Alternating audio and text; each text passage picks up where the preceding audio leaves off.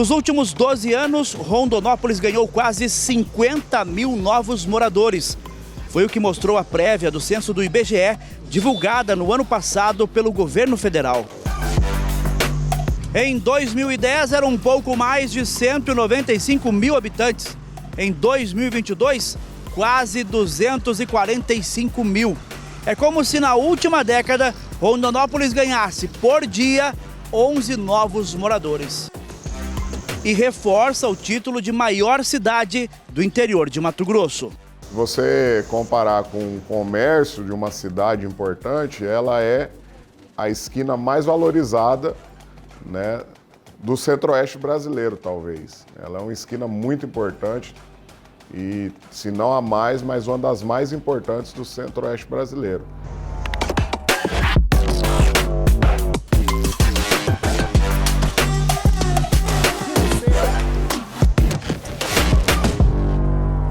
Mas para a gente entender o que atraiu tantas pessoas para Rondonópolis e como a cidade se preparou para o futuro, é preciso primeiro fazer uma verdadeira viagem no tempo.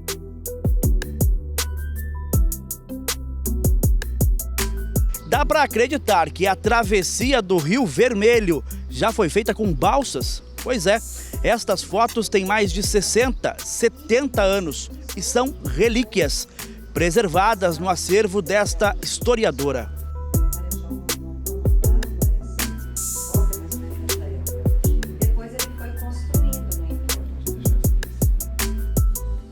Hoje, Rondonópolis de emancipação são 70 anos, né? Mas de fundação é desde 1915.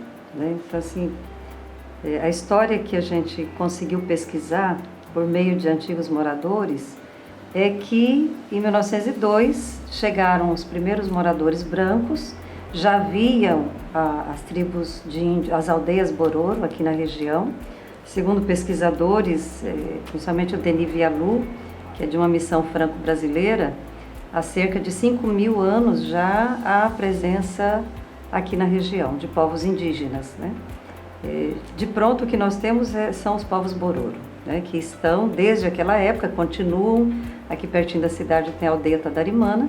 Então, em 1902 seriam chegados os primeiros moradores brancos goianos, vindos de Palmeiras, de Goiás, e teria vindo o seu Manuel Conrado, junto com uma mulher, teria ficado ali às margens do Rio Vermelho, e logo em seguida veio o irmão dele, que era o seu José Rodrigues, que havia perdido as eleições lá em Palmeiras, em Goiás, e teria vindo para cá procurando um meio de se firmar novamente como um ser político, né?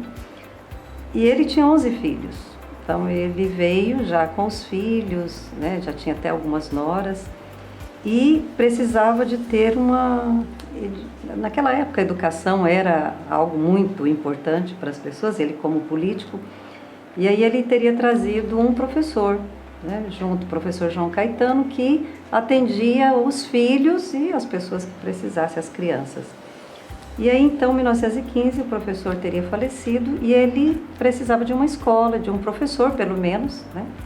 Ele teria ido a Cuiabá com os filhos, e é interessante que, segundo o relato da nora dele, ele ia a cavalo e aí tinha que levar uma vaca junto para ir tirando leite, para ir alimentando, porque demorava muitos dias, né? E aí, para descer a Serra de São Vicente, ela dizia, assim, se é verdade ou não, mas ela comentava, que eles tinham que amarrar os pés dos cavalos e rolá-los em alguns lugares para não quebrar a pata, né, o pé do cavalo. Enfim, ele vai e consegue, com o governador, o Joaquim Augusto Costa Marques, na época, que designasse um professor para cá, mas era preciso criar uma escola. Para criar a escola era preciso criar o povoado, né? Então, em 10 de agosto de 1915, foi criado o povoado do Rio Vermelho e a escola mista do Rio Vermelho. Então, veio o primeiro professor daqui, se chamava Dorico Leocádio da Rosa, que inclusive é nome de uma escola aqui da cidade. E aí, então, o povoado ele começa a tomar forma, né? Era povoado já, e mais famílias vieram para cá. Na época, segundo os depoimentos dos pioneiros, a terra era mais fixar no lugar e tomar posse, e depois requerer ao Estado. Então não havia compra de terras, havia um requerimento para se ter essas terras. Então vem mais famílias para cá e em 1918 houve o traçado de linhas telegráficas em nível nacional. Marechal Rondon comandava essa expedição e quando chega aqui perto de Rondonópolis, o Marechal Rondon teria voltado ao Rio de Janeiro e Otávio Pitaluga ficou no comando das linhas telegráficas.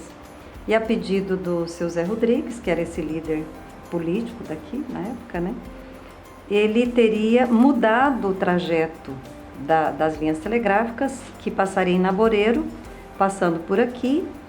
E aí então, para o Marechal Rondon aceitar essa mudança, teria entrado com um pedido na Assembleia Legislativa de mudar o nome de Povoado Vermelho para Rondonópolis.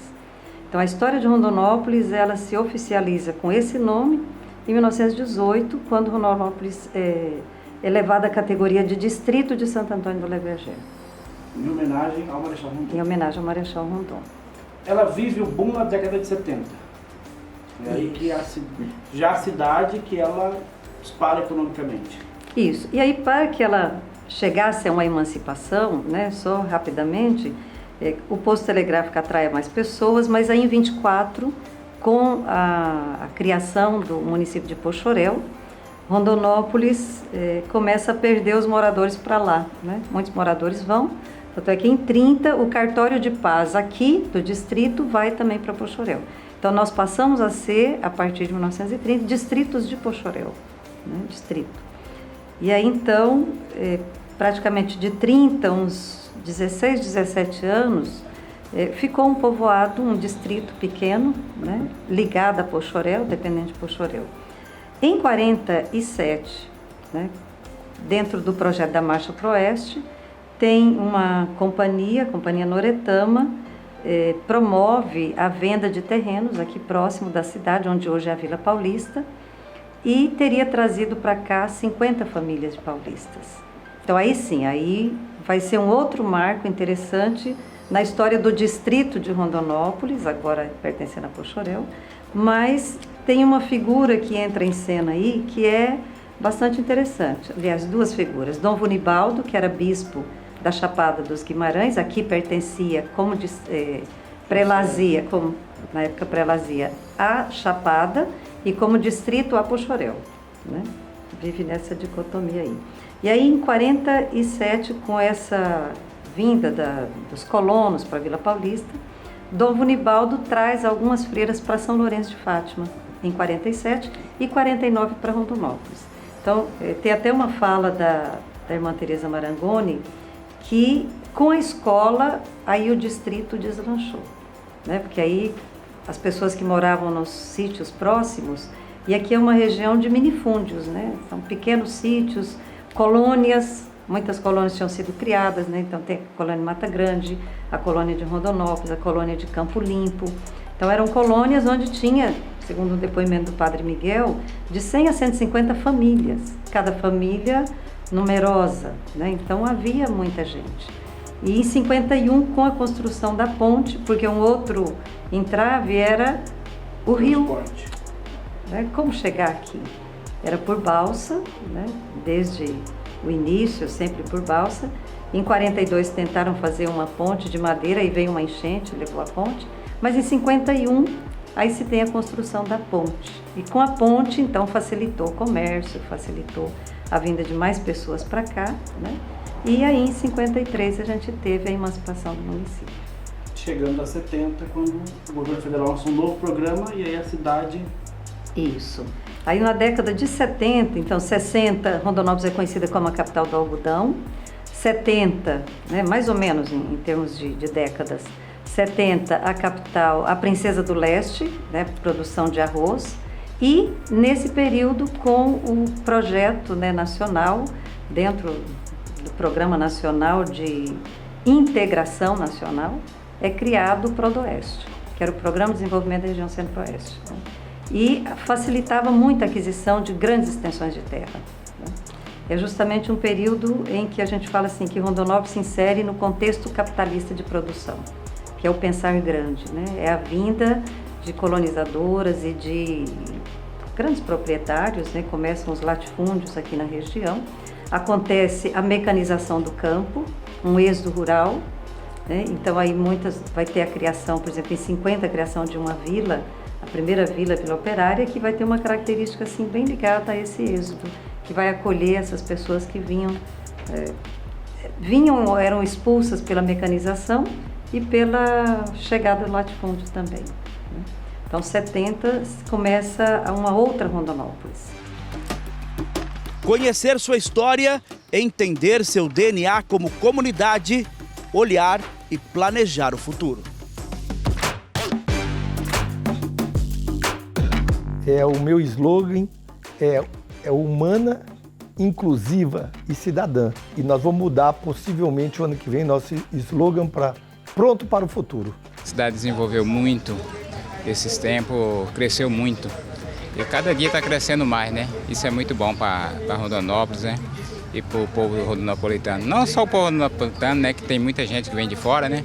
E a cidade cresceu, se desenvolveu, né? E aí fui descobrindo a cidade, conhecendo oportunidades e conquistando algumas áreas de trabalho que a gente desenvolveu dentro do município e trouxe muitas conquistas para a minha vida. É uma cidade onde eu nasci, eu tenho uma grande simpatia pela cidade, uma cidade muito acolhedora, muito boa de viver. Não, aqui o local que nós convivemos aqui, principalmente um local Mato Grosso, é um lugar muito bacana. Lugar de todo mundo viver, sossegado.